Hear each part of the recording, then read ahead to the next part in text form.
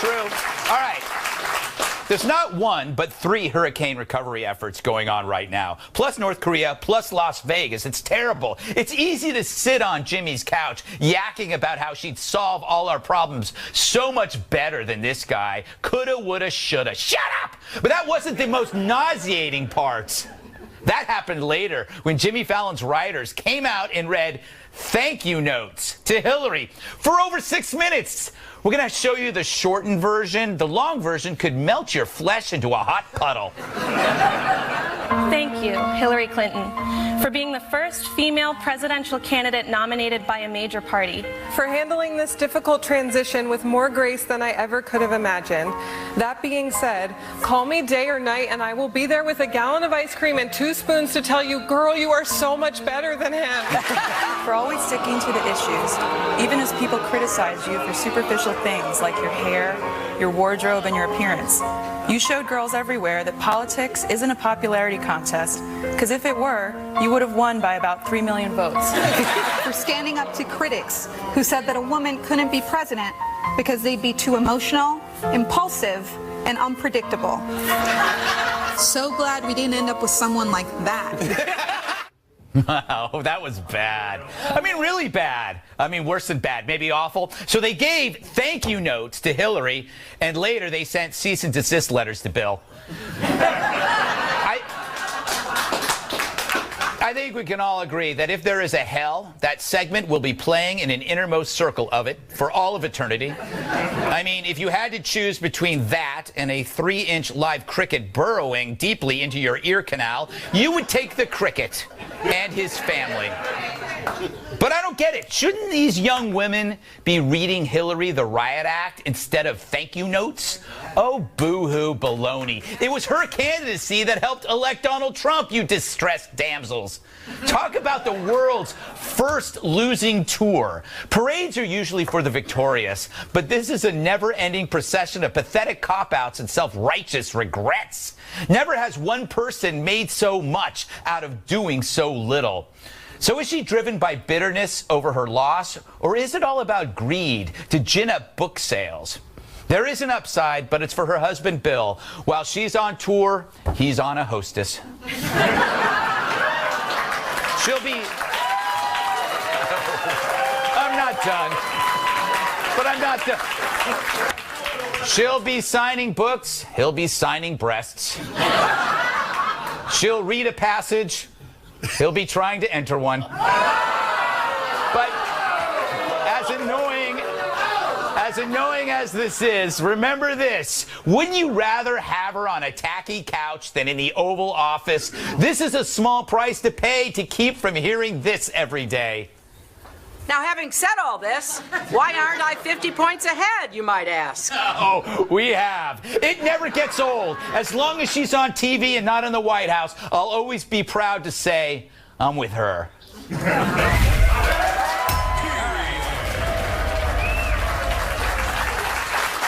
Let's welcome tonight's guest. He's so sharp, you'll get splinters if you go near him. Author, political commentator, and host of The Mark Steyn Show, Mark Steyn. On the outside, he's a Ken doll. On the inside, G.I. Joe, tougher than a well-done steak in trigonometry class. Fox and Friends co-host Pete Hegseth. Her glasses can be seen from space. National Review reporter Kat Timpf. Finally. Pour some water in his footprint and you got a swimming pool. Former bodyguard and my massive sidekick, Tyrus. All right. Mark Steyn, I was watching this. I thought it was a meta skit that Fallon was pulling on everybody, and then I realized it wasn't. No. What did you make of this? Well, these are supposed to be comedy writers. Yes. Is that these are comedy writers? Yes. I've never given. I don't give a lot of advice on writing, but the one thing I said years ago to some interview is you should always be able to see the comedy in your own side. And I don't know what happened to these people that they can't. I mean, Hillary, actually what I thought was going to happen, because normally when politicians go on these shows, they do jokes. And you remember the last time I was on, I said how much I liked Hillary telling jokes, because she does the bobble-headed thing. Yes. And I looked up one of the ones she did during the campaign, which was a great joke. Hillary actually did this before at a fundraiser, in fact. She goes, I hear some man just invented Pokemon Go. I'm waiting for someone to invent Pokemon Go to the polls. Give it up! And I don't understand how professional paid comedy writers, when you've got this hotshot comedian in front of you, are still doing these drippy with this like limpid piano music. I thought the piano was what made it for me. No, but when she used to tell jokes, the punchline was like a frisbee in the desert. You could just see it coming at you from a No. It's like a plane at LaGuardia taking 40 minutes to go from the gate to the runway. You can see it. You can see it. And the pilot is saying, Hillary's punchline is 18th for takeoff. And that's how it is when Hillary tells a joke. That timing, Kat, is brilliant. Right, well, Kat, what did you make of her performance and the whole thing? Well, you are a female writer. I sure am. A female and a writer. That's two full-time occupations. Yeah, absolutely. Well, you know what really grinds my gears about this, Greg? What? Is that you hear people say, Fox News won't stop talking about Hillary. Hillary won't stop talking about Hillary. It's like if you have a friend, it's like my ex-boyfriend won't stop texting me. It's like, well, you texting him back? And she's like, well, I'm actually texting him first, but he keeps replying to me. It's the same exact thing. And if you're going to be on this little set where people are writing thank you notes to a loser, it is my civic duty to make fun of that. Yes, exactly.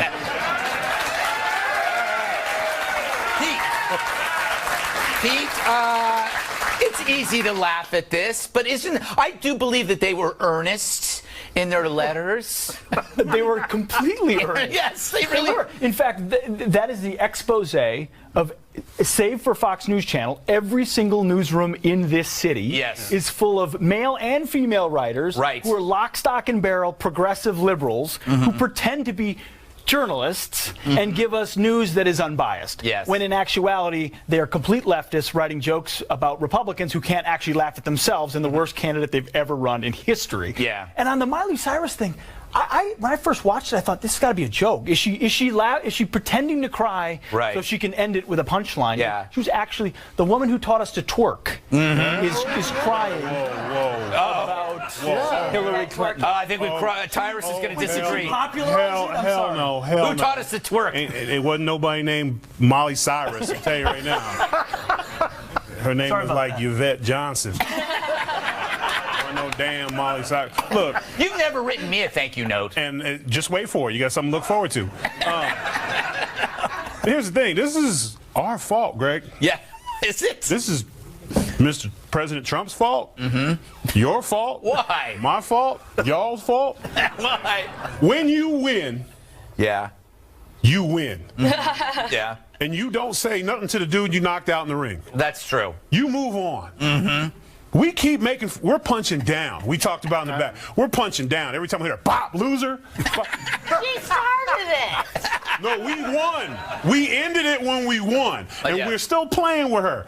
And she was dragging lady, and she couldn't get on those talk shows and stuff because everyone, even her other side was like, Hillary, darling, would you please just go away?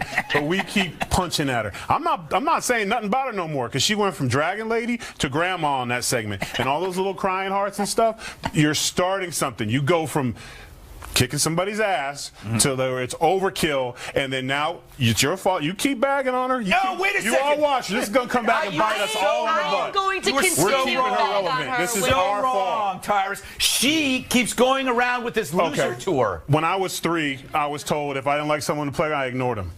Right? You ignore somebody, eventually they go away. But if you keep responding, How is that fun? Yes. Yeah, it's fun.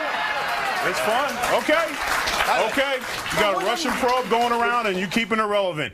I said it reminded on this date here. Watch it. Watch it. I got a great segment out of this. Thank you very much. Those letters are the best thing on TV. Yeah, they are. They really are. You are. You're changing our image. Do you want to, no, not change any image. Why did Miley Cyrus, I mean, I'd forgotten about the twerking. Wouldn't you like to have seen her teach Hillary how to twerk? No.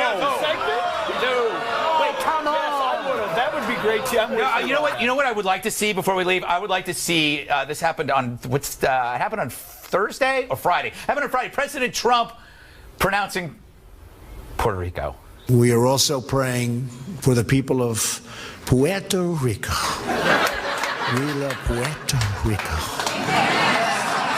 Puerto Rico. We love you. And we also love Puerto Rico. I don't understand, but it makes me laugh. I don't know. All right, coming up. Late night comics can't stop lecturing you on gun control. I guess it beats writing jokes.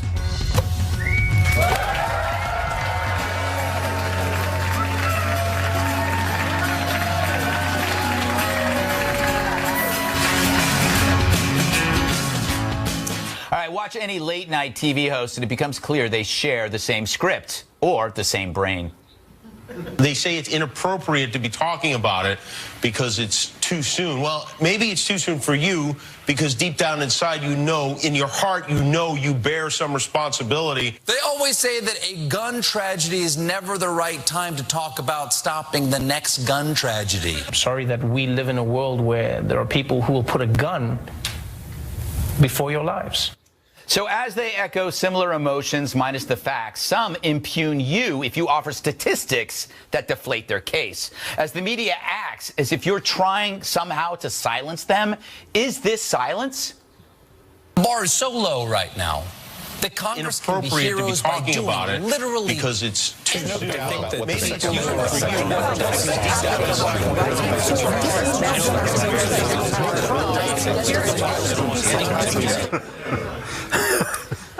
Not silence. But I prefer facts when it comes to guns. But other hosts, they don't. So why is that?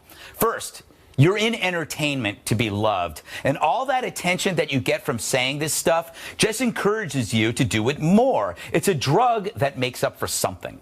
Second, they don't know any better. One night of reading could disabuse them of their biases, but don't hold your breath. Third, it's a class thing. Celebs and media already look down on gun owners. It's the South, Republicans, Trump voters. If you like the Second Amendment, you must be a toothless hick who fries squirrels with your half-sister on a date. Finally, they feel guilty about the role they play in a culture that thrives on glorified violence. They hate guns, except when they make them money. So after all the emotions evaporate, all you got are facts. Vegas was a well-planned mass execution by one man in a sea of 7 billion people. One fiend who created a larger impact than his life deserves, affecting thousands. We need to make such infamy meaningless. Reduce that media footprint. That's why we didn't show his face tonight. But it's going to happen again, and it could be worse. Terror thrives on a learning curve. This event just taught terrorists a thing or two. The Fiend's targets, they were all open-air venues. We need to get ahead of this. Not just about bump stocks, but barriers. Embrace security. Prevent such attacks with new technology. Could a swarm of drones shield us against a terrorist at an outdoor concert? That seems plausible. This is where solutions come from, not from comics armed with emotions, but adults armed with knowledge. Last, it's got to be hard for you to be lectured by well-protected celebrities who exist in the rarefied air of Bel Air or Upper Manhattan with no need for firearms. Their security team is strapped. You don't have that luxury.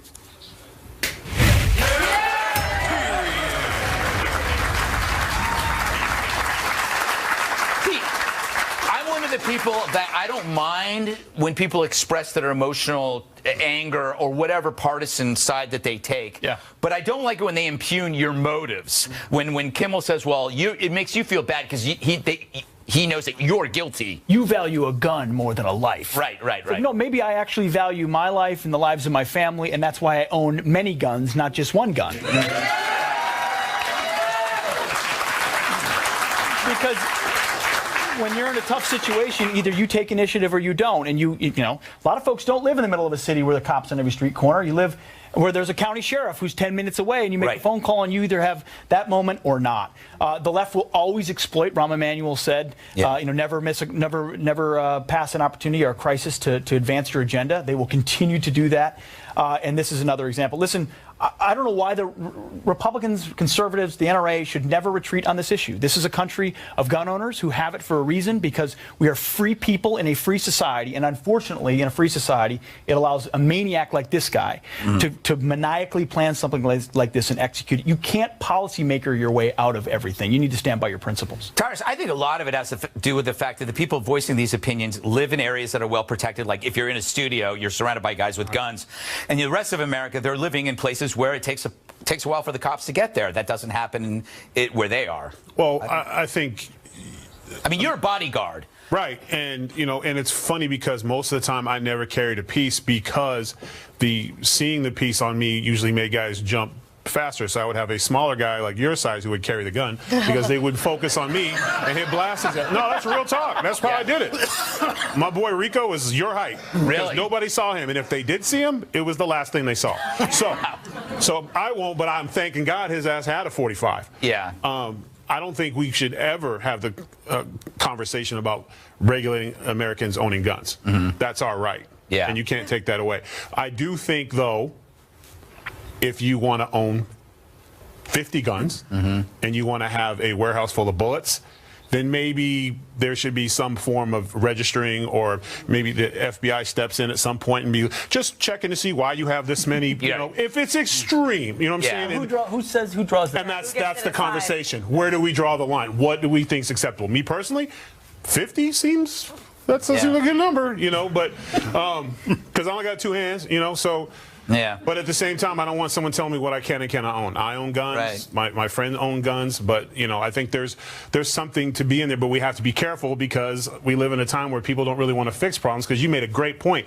Defense. If we make, because there's an argument about the trucks, the truck and knife and all that kind of stuff. Well, when the situation happened with the planes, TSA, everything changed. Right. The airports changed. You had to go through annoying security. But we haven't had an incident. Yeah. So maybe our hotels, I think you're right, knowing security. I think that they scan your bag. I know it's a pain in the ass, but it's hard for him to get 10 bags of guns in when there's a guy going, sir, what's this? Oh, sorry, you're going to jail. No, I think you're right. I actually think that. I know a lot of people, Mark, are complaining about that, about the fact that they're going to go into casinos and they're going to put up but it works. Creates jobs too. Yeah, but eventually people are going to resent that. If everything you do, you got to go through a security checkpoint. You made a good point that you thought it was, Bel Air and Midtown Manhattan condescending to the South. I'd also say I think it's these celebrities, late night guys. It's the rest of the world condescending to America. Because I notice about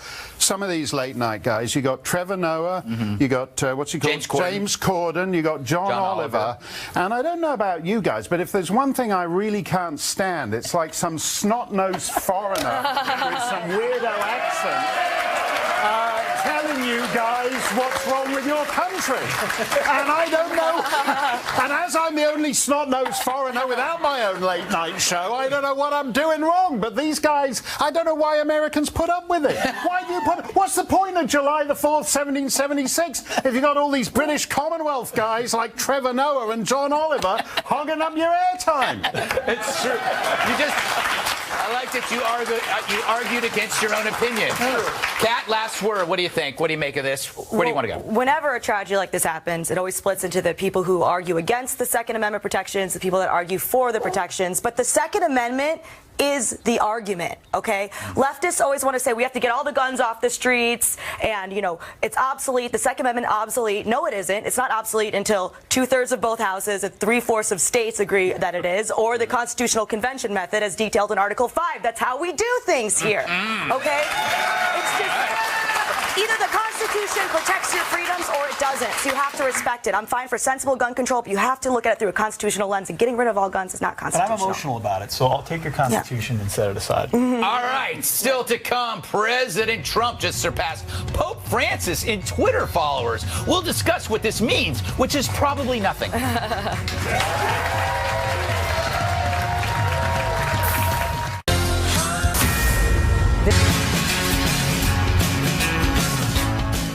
Vatican Vatican? More like Vaticant.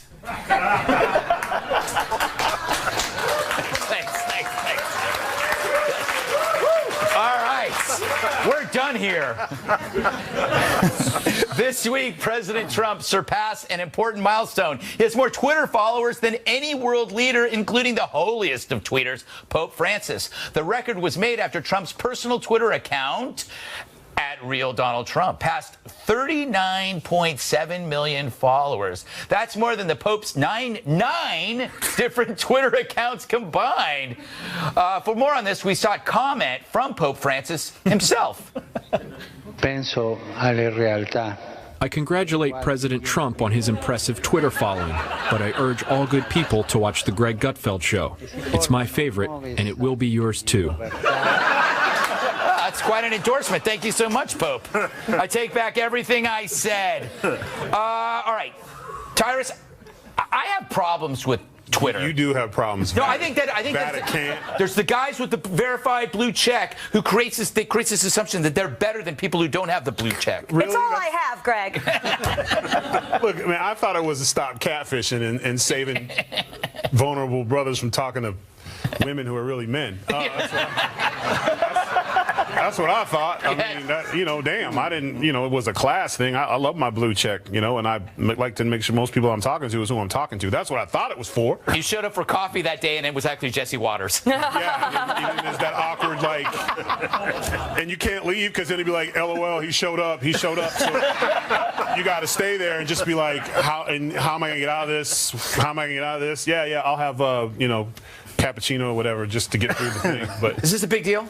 That he's beating the Pope? Yeah. I mean, I guess, we all like the circus more than church. So, Ooh, nice. I mean, it is. Our politics, that's what it is right now. I mean, every time he comes out, he's like Clint Eastwood, man. It's You ever have a Donald Trump speech right now where it was boring? Never. I know. And he came out. I can't understand the Pope. We're the calm before the storm. The media's like, oh! What does he mean? He just trolled planet Earth. Yeah, I mean, he literally was just like, I'm with the military. I'm a badass. Check it out. Yeah. That's all it was. Kat, is Twitter an actual reflection of our society? Unfortunately, in many ways, I think it is. Really? Sometimes. I mean, for Twitter specifically, though, it's the one place where you're not going to be like, okay, the people I want to follow and associate with aren't the nicest or most pious people. That's not what you're looking for. You're looking for interesting. Okay, there's a reason why nuns don't have reality shows. Not that nuns aren't amazing. I would watch that. I was raised very Catholic. We went on a week-long family vacation to a Catholic wilderness retreat, and there was no running water, but those nuns were dope, and I still had a wonderful time. But you look for the whoa dude factor when you're following someone on Twitter, and there's no one whoa dudeier, if you will, than President Trump on social media. I got to tell you, what bothers me about the Pope, Pete? It's all the pontificating. Oh, wow. Woo! You deserve that. The pontiff? Is that? Yeah. I would think you'd be more upset that he has 9 catfish accounts. I mean, What is he doing with all those accounts? What is that? I'm just proud of my stupid joke. Let me wallow in it. I find the Pope's, for start, that he is one real blue check accounts I find odd. And then I find it, Jesus, I think this is Gospel according to Matthew, chapter 4. And Jesus saith unto them, follow me. I mean, it's right there in black and white. What is the Pope up to? It's true. Joey, his different Twitter addresses because they're all in different languages, I was just told. Fair enough. Yes. And God obviously follows the Pope, so he's got a big one there, and the president as well. He's got a direct line. I would note, though, it's Twitter, right? So we're talking about world leaders. If you add together the Pope and Donald Trump, they're still 20 million short of Justin Bieber. Yeah, that's true. Which Justin Bieber has 100 million Twitter followers. The president has 40 million. I mean, it is the world. And God follows Bieber as well. Yeah, that's true. Well, it's like your late night shows. It's Canadians, English, South Africans. It's the same thing. It's like, as I said, 1776 never happened. Justin Bieber beats the Pope and Trump combined. Go Canada. Is Twitter annoying to you because everyone tries to be a comedian on it? It's just annoying. Yeah. No, it's the opposite. Politicizing you, if you say something about that's common, like, hey, it's really nice outside, not like the deficit. You know, I hate when they politicize. I tweeted something about sparkling water the other day, and someone's like, water, you should be drinking liberal tears. It's like, why is my bubbly water tweet political to you But people? at least with Twitter, they can't go on and on. Instagram and Facebook, damn. Yeah. I love y'all, but stop sending me books. I'm not going to read it. But at least with Twitter, you got to get it in and get it out. That is true. All right, coming up, O.J. Simpson is dead. Set against dying broke. He's shopping his first interview, but will anyone pay his hefty fee? That's next.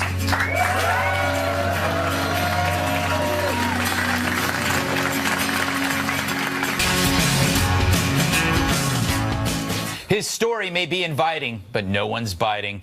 O.J. Simpson, or to coin a nickname, the Juice, reportedly wants a seven-figure payout for his first post-jail interview, sources tell the New York Post, which is owned by our parent company, Hot Topic.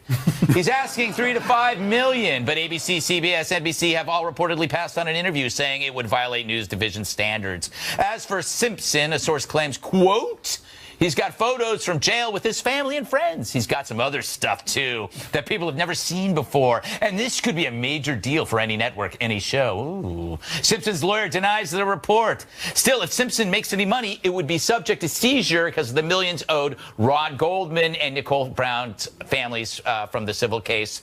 The Goldman's lawyer says due to interest, it's up to $70 million. So, if you actually pay O.J., perhaps you end up really paying them, and that's a good thing. Either way, O.J.'s out of jail, and I, for one, do not think he should go on outnumbered. That is not one lucky guy to be sitting next to on outnumbered. I think it would be a bad thing. Mark? All right. Do not go You're a wise man. Okay, Mark, am I a hypocrite because I would watch the interview, but I wouldn't do the interview? So that validates doing the interview. Yeah, and you wouldn't pay $5 million, $3 million, $2 million. I mean, I think that ship has, that white Bronco has sailed, I guess. But because the thing about what struck me when he came out of jail was that he got old in jail. Yeah. So he doesn't look like he did in Naked Gun 33 1/3 anymore. And he's like, which was like the last thing he did. And I think with celebrities, what you want to know about him is what turned him into the nice guy from those Naked Gun movies and all the rest, who then became a kid. And that's the one thing he's never going to talk about. So why do you want to pay a multi-million-dollar sum to see some old guy who looks vaguely like a guy you remember from 25 years ago showing you a picture of somebody you don't recognize visiting him in prison? What are they getting for the money? I don't know. Tyrus, let me ask you, is it a good thing if the interview happens, if the money goes to the families? No, because I would think the families at this point would pass on the money just to be able to have closure and to move on. I think we're all tired of this story, and I don't really care what he did in prison, and I think most Americans should not care either.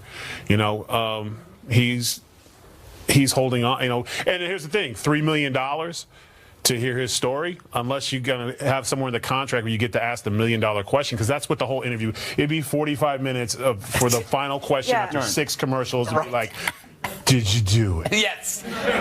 And then there'd be a commercial. Yes. Then tune in next week for part 2 of this riveting interview of O.J. Yes. You know, so let's just. He was acquitted by a jury of his peers. He stole his own stuff back and got 12 years, something like that. So.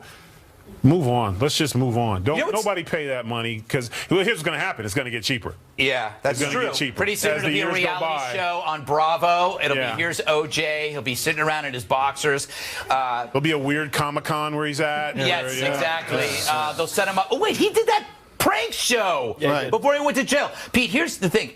There's I think a whole generation of people who don't see him the way we see him. Absolutely. Because they weren't around when he killed those 2 people. I'm on the very edge of it. I think I was in junior high when the trial happened. The whole school shut down. Even the teachers turned it on TV, and everyone. Yeah. It riveted the country. Younger people today don't know who he was as an athlete, what he did as a criminal, and how much it captured an entire nation. It certainly wouldn't be appointment television for me. I wouldn't say I'm going to sit down and watch OJ. I feel like if I was Saturday night and I'm lounging on the couch and I happen to stumble stumble upon it, and I'm like, this could be interesting. Go out on Saturday. That's probably be more interesting. Well, after 11. After watching this show. No reason to watch. So By the way, he wrote the book. If I did. He did already basically tell us how the story. You know, Kat, I think that for a long period of time, Twitter and Instagram are going to be full of selfies with OJ because if he's out, no one's going to walk by him and not say, picture? Can I get a picture? So every time you're going on Twitter, there's going to be some joker with their arm around OJ. There were radio DJs flirting with him when he was out. I remember watching that. So people just like stardom and celebrity. Yeah, they absolutely do.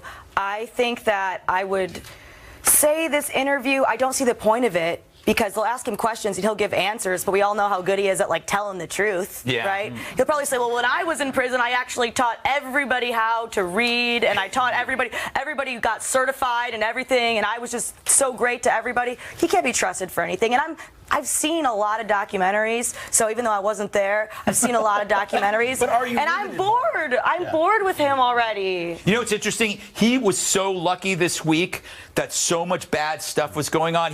He snuck out the back door of a bar while there was a fight going on in the front. You know what I mean? Because there was hurricanes, there was a shooting. He was out. They let him out at midnight. Is he lucky or is he sad? Because this guy loves the limelight. Yeah, I think that's a great point. Yeah. I think when you're dealing with a sociopath, he wants that attention. Yeah. That he's going to continue to do things to try to He'll be back. Yeah, he'll be back in jail. And he thinks he's still OJ and he's still loved. Yeah. That's the thing. All right, still to come, the Rock and Roll Hall of Fame nominees are in. Will this be the year Menudo finally makes it in? Fingers crossed.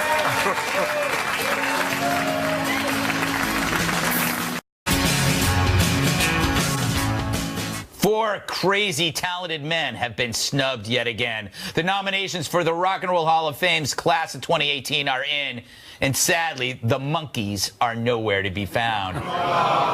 It's seriously, they're the real Beatles.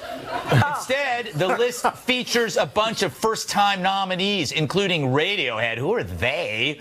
Judas Priest, Satanists, Nina Simone, nice lady. The Moody Blues, very depressing.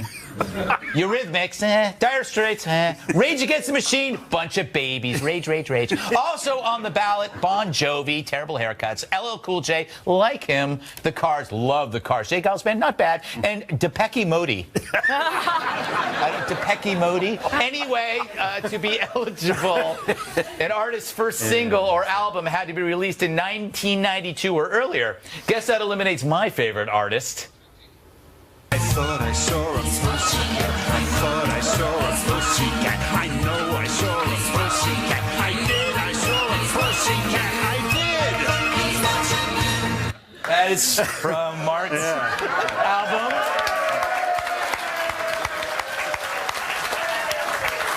Yeah. Grammy Hall of Fame. I feel we're in with a shot at that one. Yeah. You're not nominated. What do you make of this whole thing? Do you think there should be a Hall of Fame for something that's just 50 years old? No, I don't. I've never liked the Rock and Roll Hall of Fame because it should be the Rock and Roll Hall of Fame. It should be apostrophe and apostrophe. I've never liked the and. I've never liked, and it has. This was astonishing to me. It receives federal subsidies. No. It's like Harry Reid's Cowboy Poetry Festival in Nevada, and you think, well, there's not a lot of big bucks in cowboy poetry. Toss the cowboy poets a couple of bucks every now and then. If rock and roll isn't profitable, nothing is. It's like if you said to me, have you checked out the new bondage dungeon on 23rd Street? It's really great since the federal grant money came through. I mean... What's the point? I mean, if rock and roll's not profitable, what's the point of it? By the way, I wouldn't want them to improve that dungeon. I like the dirty, messy nature of it. Kat, you probably weren't even born when most of these acts were around. What are your thoughts? Well, seeing as it's about fame and not talent, I think that Radiohead is definitely going to get in and should get in. Ooh. I don't even like them, but the kind of guys that I like have to be three things: strange, malnourished, and sad. And those guys always like Radiohead, so I have been having to pretend pretend to like Radiohead for years to get these men, even though the music is just like elaborate moaning and whining over ringtone sounds. And you know what? If that's not fame and power that will get me to do that for someone else, then I don't know what is. You should date men. You should date men who like musicals. I'm telling you, safe bet. Safe bet. No, it's certainly not. Pete, anybody in there you like? Anybody not on the list that should be? Is LL Cool J rock and roll? Well, yeah. I mean, he's part of it. I mean, I would say hip hop. Is hip hop rock and roll? Yeah, I think so. Yes. Music. I think so. Yeah, it's everything. Nina Simone is. So the roll part is everything other than rock? But rock and roll came. Well, they're all the same. Isn't rock and roll not supposed to care about fame too? That is true. Are they supposed to be like, look at me, look how tight my pants are. I'm just gonna rock. Screw you. I don't care. That's what I thought it was about. Last word. Okay. No, actually, a guy from Judas Priest hit. When you were saying cat, I like show tunes. When you're saying you should date someone who likes show tunes, it's not looking promising. And the guy from Judas Priest, Rob Halford, he hit on me many years ago. Really? Yeah. And so this is the insanity of the world today. A gay heavy metal guy hits on a heterosexual show tunes guy. I mean, I didn't mind. I could have handled the sex, but the music is just so stupid. All right, Tyrus. I don't know. Say whatever you want. Trying to get my mind all around that, I'll just say, enough said. All right, don't go anywhere. Tyrus hits D.C. to be White House press secretary for a day. The shocking tape next.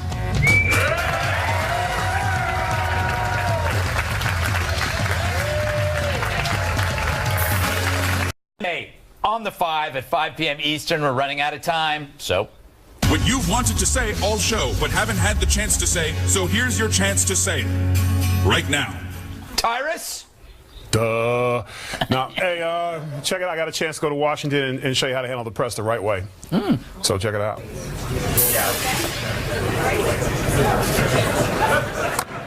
What it is.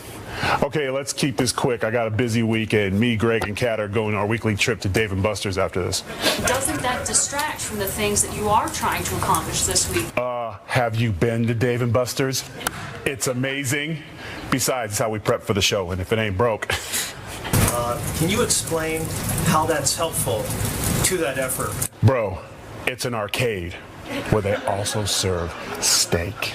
Plus, last Sunday, Kat Timpf won a 6-foot teddy bear in the skee-ball tournament. Has the president called yet to congratulate her on her win? Well, it's not a big deal. It's just a game. Why not yet? I mean, she won on Sunday. Is there a particular reason why he hasn't called yet? Yeah, because it's skee-ball, not the Nobel Peace Prize. Damn. Look, the point is Dave & Buster's is incredible. It's got skee-ball, Pop-A-Shot, Pac-Man.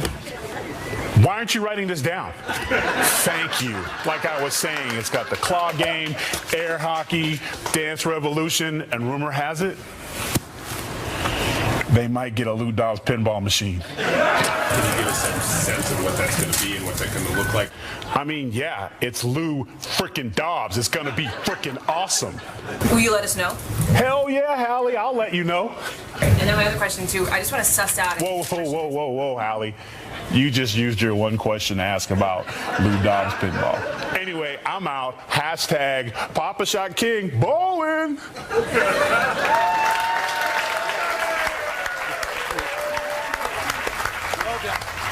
Thanks to Mark Stein, Pete Hegseth, Catherine, Tyrus, our studio audience. I'm Greg Gutfeld, and I love you, America.